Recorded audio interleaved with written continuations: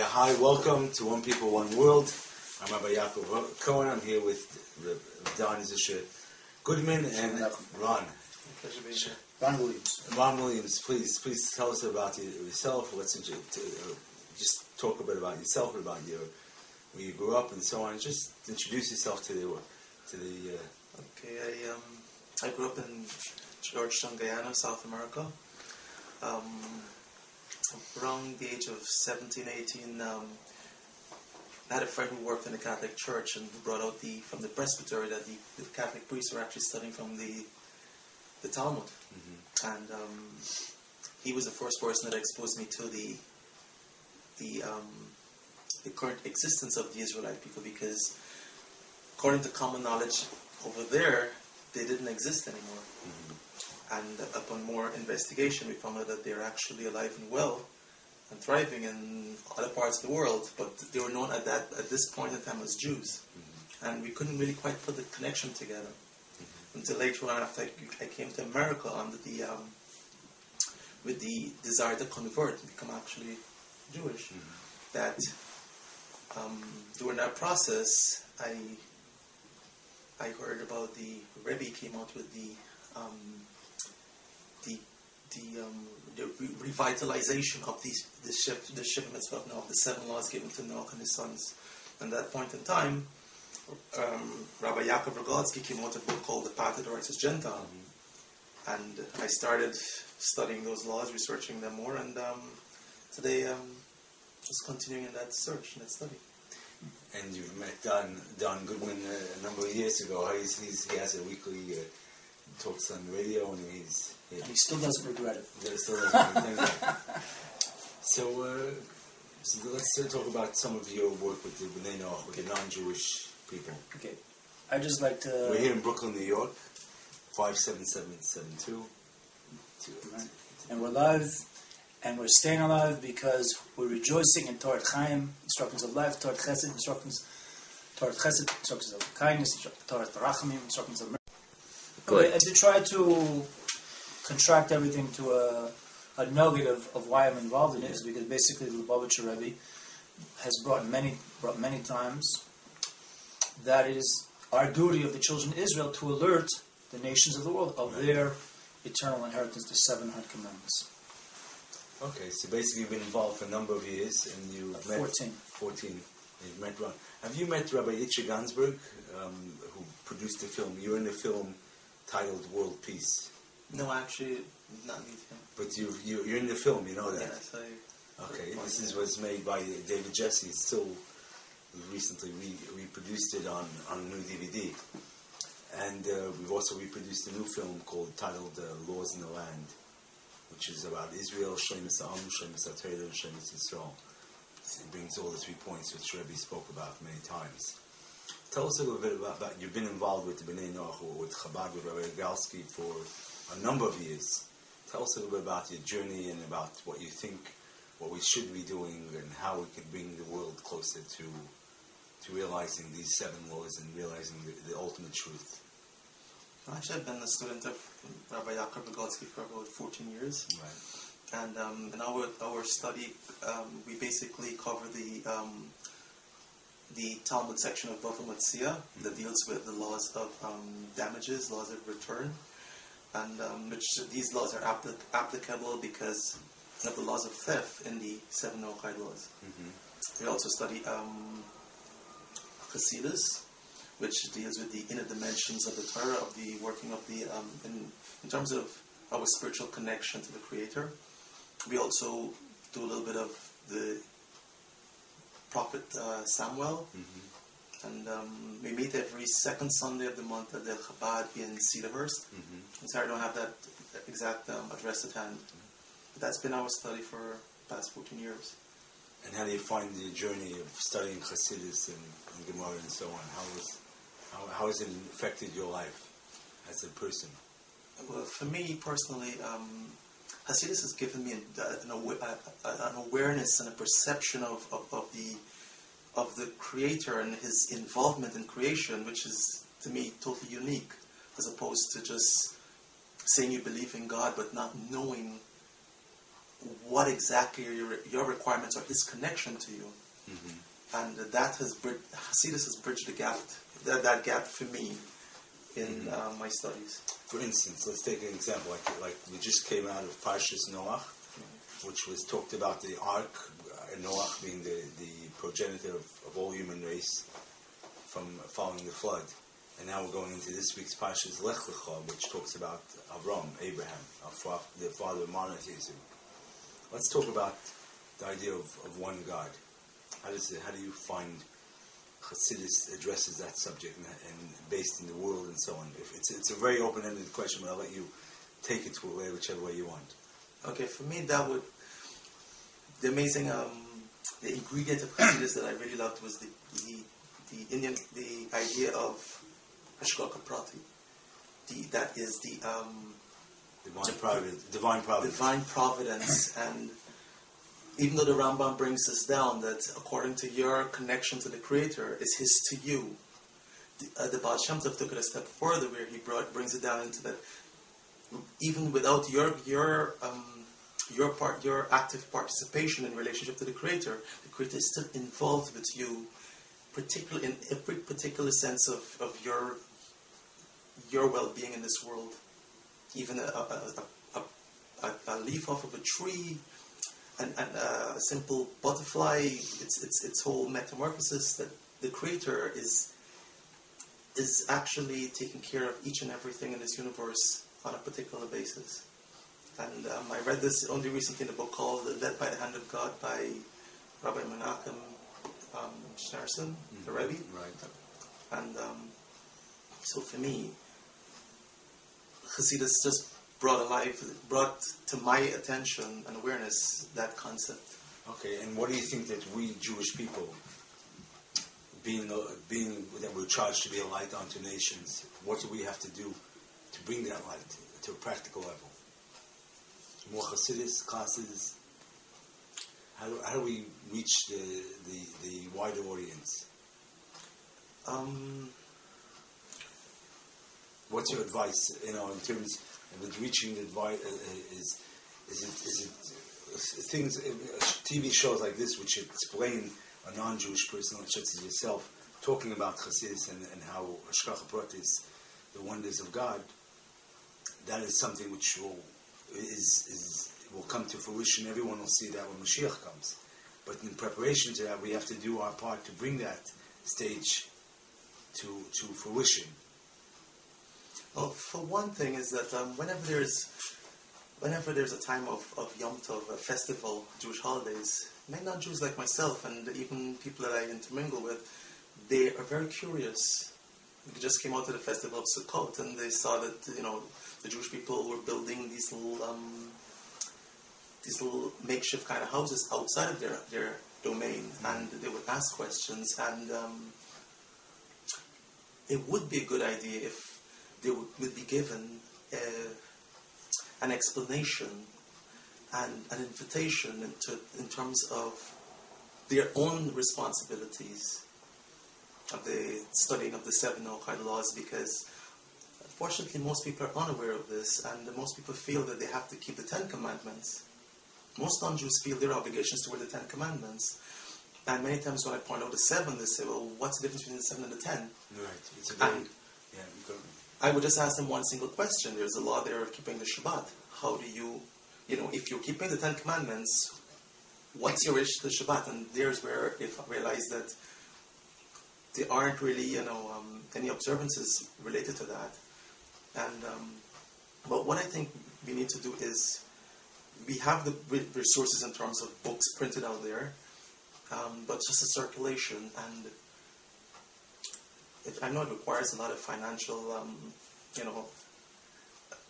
input. If I can interject, I think also, although I think it's very praiseworthy that people are going out and handing business cards, advertising to keep the 7 mitzvahs, which is going on. Anyone who lives in New York City, you see yeshiva students in Brooklyn.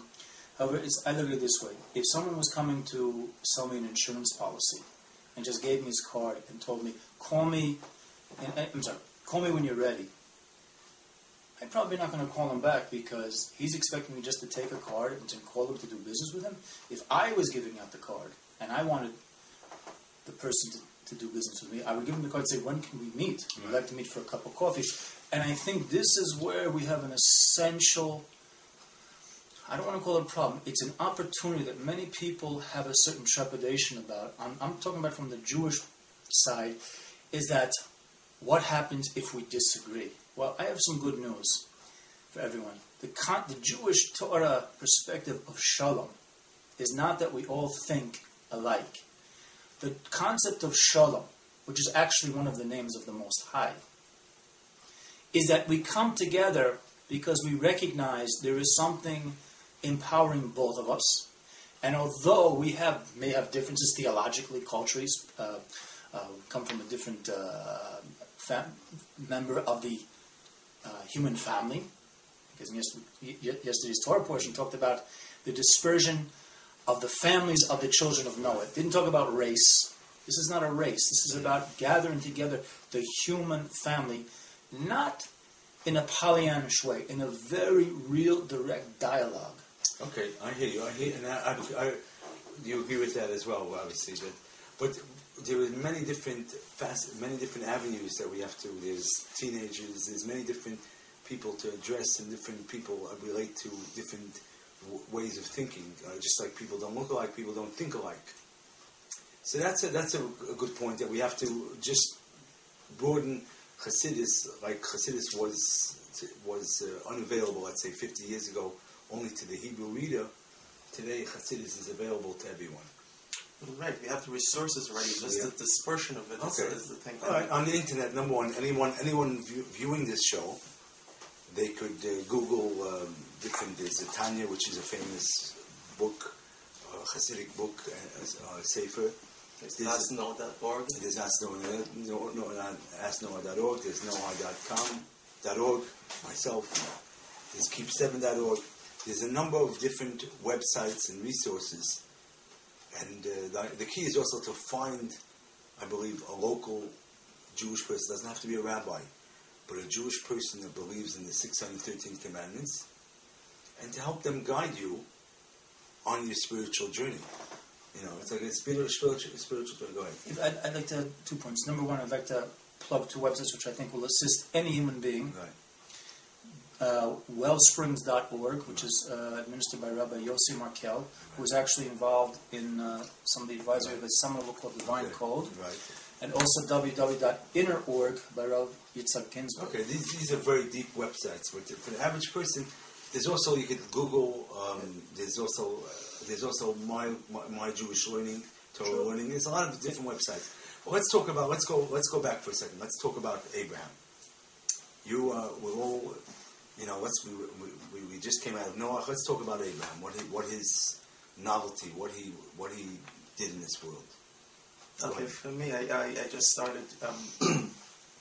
So the average listener who just reads the Bible, the Torah, which is the first 5 books, the 5 books of Moses, the entire Torah is divided up into portions, and in Hebrew it's parsha, and it's read every week from Rosh Hashanah to Rosh Hashanah. Rosh means head, Shana year. Right. So the head of the year, which we just had, we just came out of in Tishrei. And now on the third parsha, the third parsha, which is and it's called Lechacha. In English, it's like go out. Go out. God told Abraham, go out. Right. He said, go out of your place from where you were born. Your land, your birthplace. And we're not going to go into all the details of what each of those means. But go ahead, tell us what Abraham and what Lech Lecha means. But what we're hearing also, we just came out also from Parshas Noah, but Noah was just left the ark, so it's constantly reaching out from yourself, reaching over to others, and it's very nice that we're doing this presentation within these 2 parshas, because it's all about leaving your place and reaching out to someone else, and that's what we're trying to do here today. And continue. Yeah. So with that being said, Abraham was here to call people out, to get a personal relationship with the Most High. In fact, Abraham is the one, in his merit, in the face of all the idolatries of ancient civilization. Yeah, let's hear Ron. I would like to hear Ron. Ron said, because Ron is a B'nai Noach. I'd rather hear him. Go ahead, Ron. Please continue what you're saying about Abraham. I don't want to stretch this too much, but when it said going out from your land and your workplace, it's going out from in terms of us right now. It's that mentality in which we've been brought up in and inherited from our parents, which right now, the Creator said to Abraham, "The land I will show you." So we see here that God is the one who actually directs us in that path, and but we just have to be open to that, and we can't hold on to what we've learned or what we've brought up with. I myself was brought up a Christian, Catholic actually, and I was able to leave that mentality and thinking and move closer now to Judaism, which the Jewish people, the Israelites, were given the 10 Commandments on Mount Sinai, but within that, Moses was also given the 7 Noahide laws, and this is one of the reasons why we keep it today, because it was given to Moses, to the Jewish people, to give over to us. So, can I ask him a question? Yeah, sure. I want to make... Yeah. Ron, I think it's very important that we share with the audience your journey, because you told me when we met several years ago that you wanted to convert until you found out you have your unique heritage as a B'nai Noach. And why is it that the moment a Noahide, which is basically the actual lineage of every human being, including B'nai Israel, that we branched off into the children of Israel, why is it that initially the Noahide will encounter these teachers, I want to become a Jew, and why is it that you chose not to convert? I think it's a very important point. Okay, go ahead. Okay. It's not only that I choose not to convert, but I realize that I have my own heritage to explore to its maximum, and then from there, I can continue further to becoming part of the children of Israel, which is open to everyone. It's not a race, as people would feel that being a Jew is a specific race of people. They are people who are chosen by the Creator to be His servants, and in return become the priests unto all the nations of the world. So they're basically given a specific job, and that makes them Jews. So I choose tomorrow to become a Jew, one of the children of Israel. I'm taking on that responsibility of sharing God's word to the entire rest of humanity. And also, by you being a Noahide, and practicing these 7 laws, you have the same reward as a Jew who's practicing the 613 commandments. So there's no reason to become Jewish. Correct. There's absolutely no reason to keep the Shabbat or to eat kosher. You may choose to eat kosher, but tell us a little about your journey, about about Abraham, and continue what you were saying about Abraham, about us going out of our shell, going out of our preconditioned ideas of what we are and what we as people are. Well, the thing is, what we read in the Torah, we have to now look at ourselves and see how that we can apply this in our everyday life. And going out, it doesn't necessarily mean a radical change. It could mean simply by the way in which you approach people, the way in which you show. One of the things that Abraham made, what Abraham was that he was a charitable person, and through his chesed, his kindness, his charitableness, he was able to disperse the knowledge of one God to everyone. And I think for us, we have to start being more charitable in terms of our approach to other people and sharing what we have. And it doesn't necessarily mean our physical possessions. It could mean our kindness in terms of giving a person a hand. And within that, a person thanks you. You can tell them that the Creator has given us the opportunity to be kind to each other. And from there we can give over whatever we've learned. As the Rebbe says, if you learn, hey, this is what you teach. And, if you know an aleph, you teach an aleph. That's it. So do you, when you work in your family and friends, you obviously tell them about the 7 laws of Noah. How do you go about approaching it, and without going into details with Christianity and so on? How do you approach it? Actually, I've stopped even thinking about debating in terms of Christianity versus Judaism. I just tell them what I have, what you I've have experienced so far, and I deal with a lot of non-Jewish customers coming into our business, and they're very curious about certain Jewish practices and customs, and there I have an opportunity to explain to them that a little bit, give them an idea about what the observance actually is about, but more so what they have, what they already possess. Because most people don't realize that, number one, that they're made in the image of the Creator, and number two is that the Creator has given us each paths in which for us to follow. The Jews have given us a specific path, and the Noachites, the Gentiles of the world, they also have a path from the Creator. And those paths He gave Himself to us. But most people, unfortunately, are unaware of this, and this is what I try to explain to them. My family, my immediate family are they're observant Noachites. They keep the 7 Noachite commandments, and we basically learn together. And I think Hasidus is a very important, powerful ingredient to teach the world that there is a divine plan. I've written a book titled Divine Image, which goes through some of the 7 laws, explaining the inner meanings of Hasidus, based on Hasidus. So I explain the idea of the oneness of God, the idea of creation, and so on. And I think Hasidus is very, very powerful because it teaches us that we're not just here we're here, there's a purpose in life.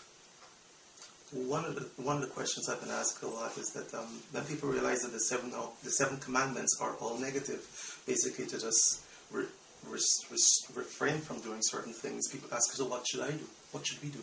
The answer is a non-Jew is allowed to study Hasidus, to study the inner workings of God, and so on. What could they do? There's a lot of things they could do. Charity, a lot of things that are not in there. Even though there's 7 basic commandments, in actuality there's much more than that. That's like only the basics. But there's a lot of other things which are required for a non-Jew. For instance, a non-Jew is required, this according to Moshe Feinstein, who was an eminent posek, a ruler in the 20th century in America. He ruled that a non-Jew has a requirement, is obligated by God to pray when he needs something, or to pray for that matter, to daven to Hashem, to pray to Hashem, to connect to Hashem, to connect to God. And just like non-Jews don't realize that they have the responsibility as well as the opportunity to connect to God on the same level with their intellectual ability to God, just as a Jew. So although they can't technically keep the Shabbos, but they could still take a Saturday a special prayer and say, thank God that God created the world in 6 days, and thank God that I'm here, and thank God that I realize that He created in 6 days, and this is the Sabbath.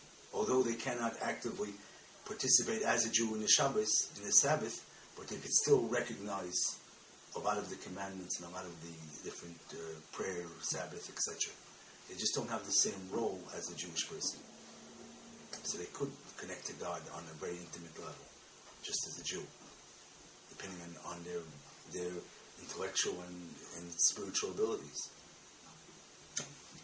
Well, I'd like to add to that also, because we have the day coming up, in America, Thanksgiving Day, but also for a Jewish person, every morning they wake up, for one of the things they say is the prayer called Canned, right. And it's giving thanks to God, and that's it. Actually can be universally applied to every human being, because we all know 100%, and I think it's very, very wise if we could tell our viewers about that prayer. If you want to recite it, Modani, we wake up every morning, we thank God for giving us back, returning our soul, and we thank God for everything. It could be said as it's written in the Siddur, or it could be a general, it could be recited in a form of thanksgiving every day. Right, and also Rabbi Wiener here took it even a step further, in which he, together with Rabbi Manuel Shochet, came up with a prayer booklet. Right. And would you like to please read it to some of our viewers, the Modani, or the morning prayer, so we could tell our viewers what to actually recite every morning? Well, it's, first of all, I must say to you that it's suggested, because even though we have the obligation, I can't say obligation, but we have the ability to say the prayers to the Creator. The Jewish prayers that have been said for morning, midday, and night were basically said by the three patriarchs, Abraham in the morning, Isaac in the afternoon, and Jacob at night. We can do ours as it's basically suggested, because... Right. Is there actual formal prayer in there? We have a daytime prayer, which we use the Psalms, basically, and we have also an evening prayer, and all these are basically from the Psalms book that we already have as part of the Bible. But also it has here a few more, like prayer for the travelers, for a sick person, for benevolence from the Creator. And it's a very nice booklet, and it can be obtained on Asna.org online. And also, all of it here is again in the Divine Code right. Let me see. by Rabbi Moshe Wiener. So when you wake up every morning, you actually have this awareness of God. You say this Modani to yourself? This you say in the morning, right? And do you actually say it in the Hebrew, like in the Hebrew text, or translated, or transliterated, or how do you actually... Actually, I learned it in the Hebrew, so I still say it in that. But there's no obligation to say it actually in the Hebrew, in the Hebrew language. As long as you know the words in English, this is what you can recite upon awakening. And you can even take it a step further. There's a prayer called Asher Yitzer. It's a prayer when you have to, you relieve yourself in thanking the Creator for allowing you to everything to work the way it should. And these are things I've taken upon myself personally and my family, and it's also suggested that... One question. 100%. That what we're talking about here, aside from the actual lessons, is reprioritizing, reclaiming one's thought process, trying to stay consciously aware of what one's obligations are, coupled with one's acknowledgement and hopefully in a joyful state of saying, thank you God, thank you Hashem for allowing me to experience these moments. What is the importance of a Noahide redirecting their thoughts in a positive, towards a positive horizon, towards all the good that all the major faiths have towards the universal redemption? Okay, personally I feel that we have to constantly be aware of the Creator, because once we lose that awareness, we lose a part of that divine image in which we were created, and we can degenerate into the behavior that is not that are actually not in keeping with what the Creator wanted. He created this world, and He's bestowed upon us a bounty of goodness in terms of in everything that we have and who we are. And once we stay aware of this, it keeps us. It kind of keeps us from falling into this jungle mentality, this animalistic mentality. And in the morning you say that prayer in the morning. You thank the Creator. Also in here are blessings for food before and after you eat, and it just keeps you connected to the Creator, because the Creator already created us and placed us into this world and gave us basically all that we need. And it's just now for us to form that relationship with Him. But one thing is, you can't just create a relationship out of your own understanding. You need a certain amount of guidance, and that's what's one of the reasons He gave the 10 Commandments. He gave us an actual text. 7 commandments, actually. The 7 for non-Jews. Right. So Moses was given the 10 Commandments, but at that time he was also given the 7 Commandments for us all to connect to Him in that way in which He requires. So the idea of the basic principle which is to be aware and cognitive constantly of an eye that sees and an ear that hears, that there's a higher presence among us. That is essentially what you're saying, that what we must do, everyone. To be aware that there's an eye that sees, it's not just do whatever you want. There's an ear that hears. And the Rebbe was very strong about this. He actually wanted that there should be a moment of silence in school prayer, in the schools. Every morning they should start the day with a moment of silence where everyone should be given the opportunity to contemplate and to meditate on this point, that there's a higher presence among us. I think the breakdown of society, as you said, is so eloquently said, is because people don't realize that there is someone keeping score, so to speak. Can you imagine if every business in the world also took a moment of silence before they started the business? They hope, halavai, that maybe business would be a little more conducted in a more moral fashion. Right. So this is, I think, this point you made is so true. How being and tell us a little bit about your journey. Have you been here Sukkot, or you've been here sometimes? You've obviously been 14 years coming to Rabbi Rogalski. Tell us a little bit about some of these stories, or anything you want to share. You'd like to share with us? I think it was 2 years ago I came to visit you in the Sukkot. We had a video together, and my job, basically, everyone I work with, it's 99.9% Jewish.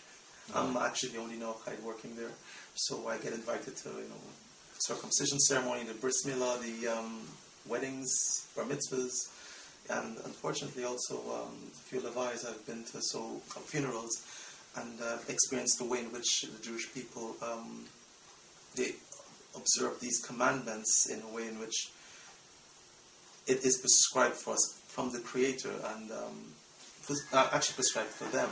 Right. So yes, that.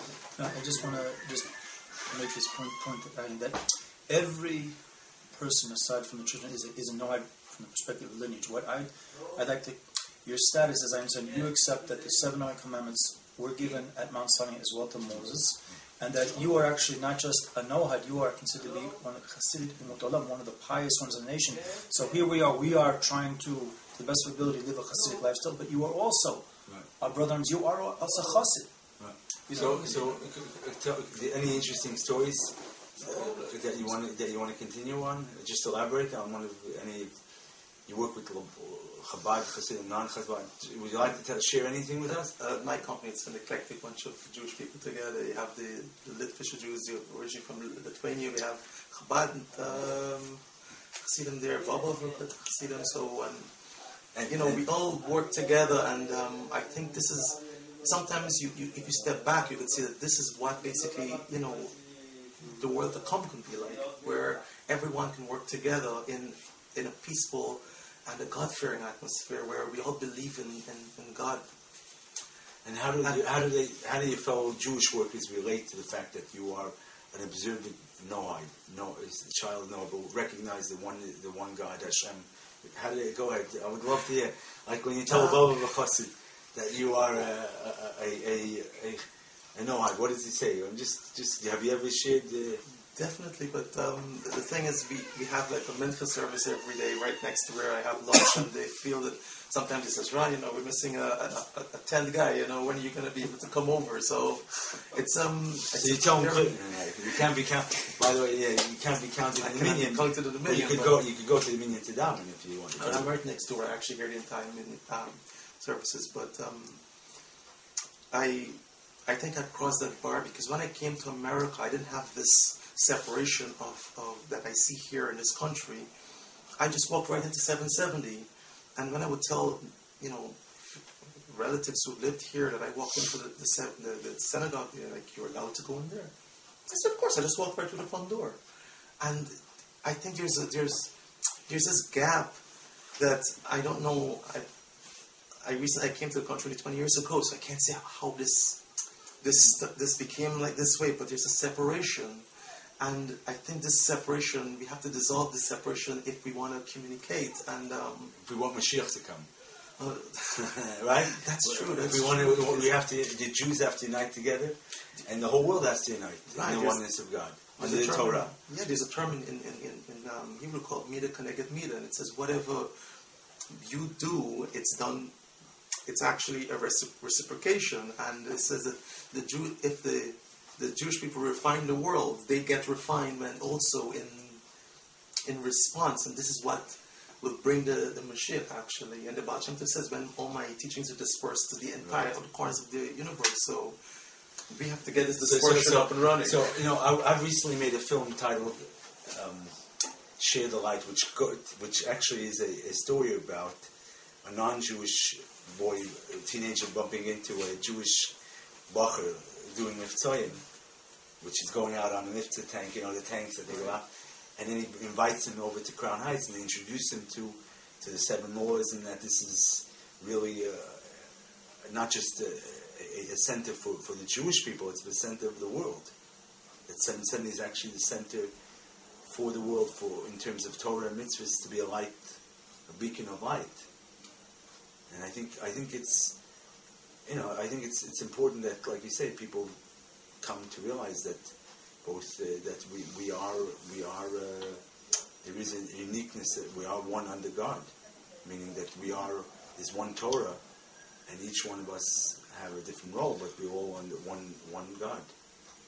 100%. But also, in the working place, many times people, and even Jewish people who hire, people to work for them, babysitters or, domestic help, they can also expose them to this in terms of I'm not saying that you preach it. You have to be delicate. You have to be careful, because people, Judaism is the one unique religion that doesn't want or require everyone to become Jewish.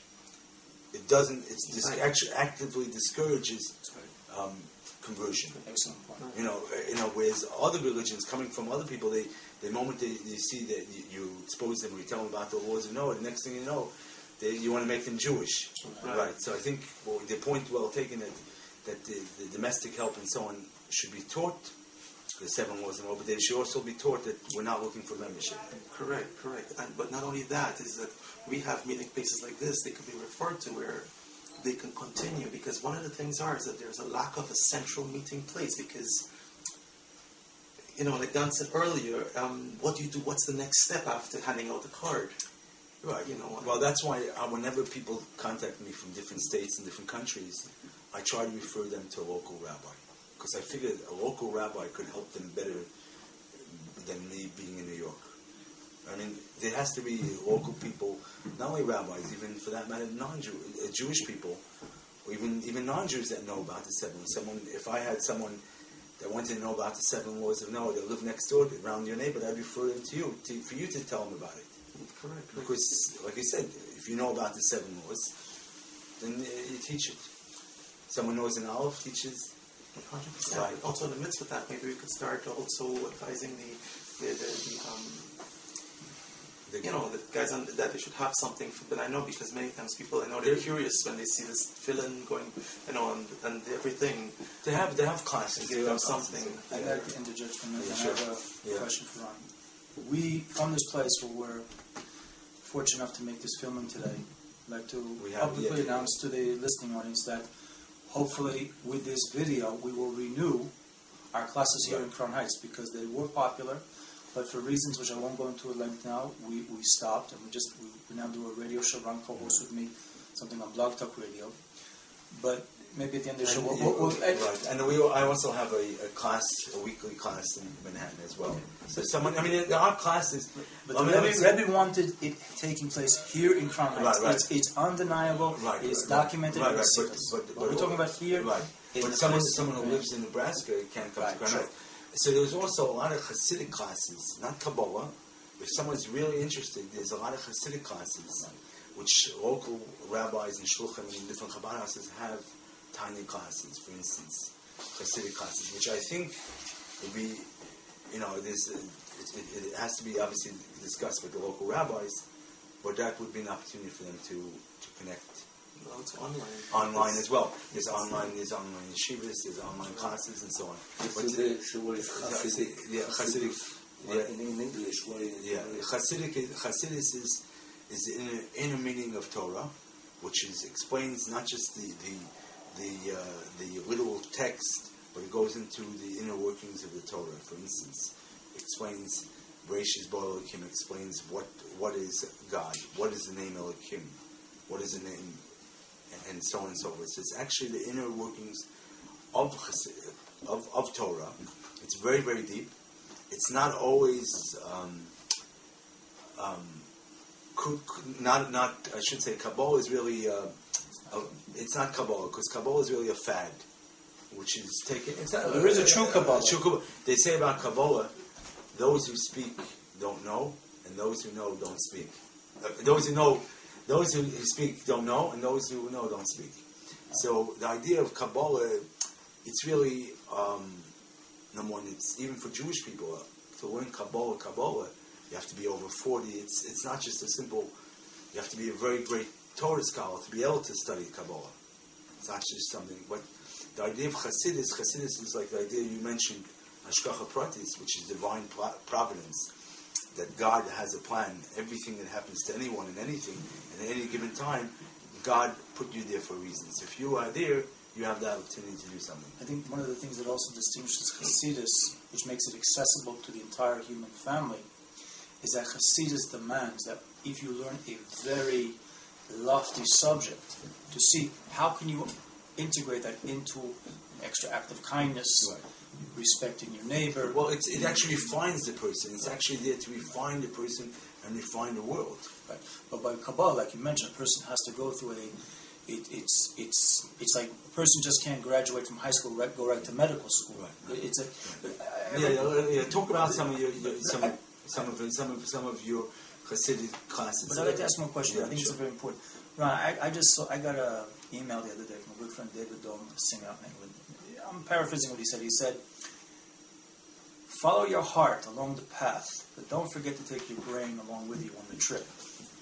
Now, why I'm saying that? Because people talk about faith, but Torah means instruction. So, as a Noahide, how would you advise other Noahides, which is all the people of the world, how to integrate faith and knowledge together, that it shouldn't be a contradiction, one's faith and one's knowledge of Torah? Well, can I just say before you answer that faith doesn't mean you accept blindly. Torah demands us to study. Torah demands not just to accept everything by rote. Go ahead, say it. Okay, coming from my perspective, first it was a heartfelt desire. Without any knowledge, it was just to run towards wherever, there's study of Torah. Right. And once you have this desire from the heart, that is like fuel that you have to go. And then once you get there, you realize now you have to start studying, because the study is the actual foundation of the faith that you have. Because it's not just a desire today that can leave tomorrow. This studying is what kind of like solidify that your faith in God. Right. So the studying actually helps you build your faith. So understanding builds your faith. Right. By you understanding and questioning. In Torah, you're allowed to question, but as long as you seek answers. Right. And also, for me, what was important was that it's advice. The advice given there at Torah is not just a study to acquire it, but practical application. Apply it. Because once you apply it, then you see, then it has actually become part of you. Because just studying it alone is just a mental exercise. Right. I mean, I read something here in the Torah Anthology today where it says that when you study the Torah, when you acquire knowledge, it refines you. Yeah. And from that refinement, then it leads towards the action, and your actions become refined. Mm-hmm. And for me, that's what I've experienced so far. Because afterward, you start thinking twice before you do certain things. Because you're aware, you have that constant awareness of what the Creator wants and what He does not want. Right. And you have knowledge, I want to thank Ron and Don for being here. I mean, we're going to have to start wrapping up. But that point, that Torah is there for us to study. And it's available online. It's available at your local Jewish bookstore. There are many. There's the Torah Anthology, which is a great book as well, which you could study the weekly parsha. There's a lot of different books out there available to study, which are very, very powerful in terms, like you say, being able to apply the knowledge into your daily life and to actually make a difference on the world and create a dwelling place, because that's what we're here for. That point about making a dwelling place, could you add one or two points to our viewers, please? My personal advice is that path to the righteous Gentile. Right. And because I'll just read one portion of this to you. Go ahead. Sure. Just a few words, because it made a massive difference to me in my life, my studies. And it's in the chapter of the 7 laws of the children of Noah. And this quotation is actually from the Sanhedrin, which is the Talmud, the oral tradition. And it says, when one of the children of Noah engages in the study of the 7 universal laws, he is able to attain a spiritual level higher than that of the high priest of the Jews, who alone is able to enter the Holy of Holies in the temple in Jerusalem. So if he becomes a Kongo, it's like you can accomplish something he can't accomplish. Yeah. Hopefully, I'm going to study also. Anyways, thank you very much for your time. We've got to wrap it up because we're running out of time. I just want to mention one thing. I'd like to openly invite all of you blessed souls who are watching this video. We have a radio show we do on blogtalkradio.com, and you can type in the search option Don Zusya Goodman, Donzusya, and then Goodman, and you can hear how Ron and I we agree and disagree and with other co-hosts. And this is a weekly show also. You can tune in. If anyone wants to come on, tune in or come on the show and talk about some of the studies they've learned. They can contact me through the website, to my website nohai.org, or to the TV station in Manhattan called mnn.org. And if you have anyone else that would like to join us on this show, it's a great medium to go ahead and we also implore the Jewish people out there to go study Torah, because pretty soon every single non-Jew is going to be asking you questions. So you better know what you're talking about. So you got to start studying now before Mashiach comes. Thank you very much. Thanks again. Thank you. Thank you. Pleasure. Go. Thank you.